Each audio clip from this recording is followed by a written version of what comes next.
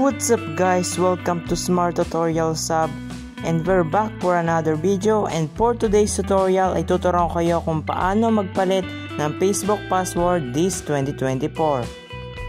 Pero bago tayo magsimula ay huwag kalimutang mag-like, share, and subscribe.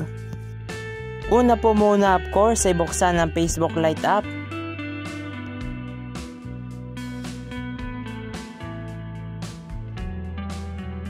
Pag nabuksan na po ay pinutin ang 3-line icon sa taas at mag-scroll down po pababa at hanapin ang settings and privacy at pinutin ang settings. Sa settings ay pinutin po ang password and security.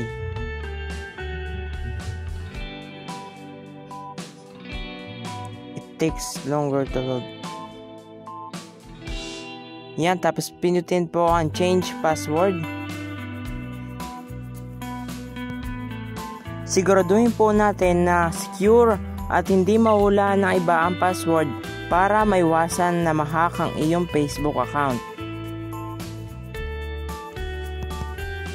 Kapag na-type na po ninyo yung current password, new password, at na-retype na yung new password, siguraduhin po natin ito at pindutin ang save changes.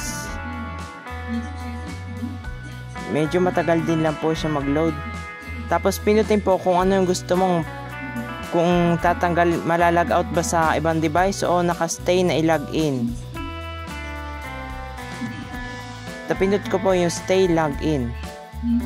And ayan, okay na po. Ganyan lang po kadali mag-change ng password. Kung nakatulong sa iyo ang tutorial na to, please like, share, and subscribe.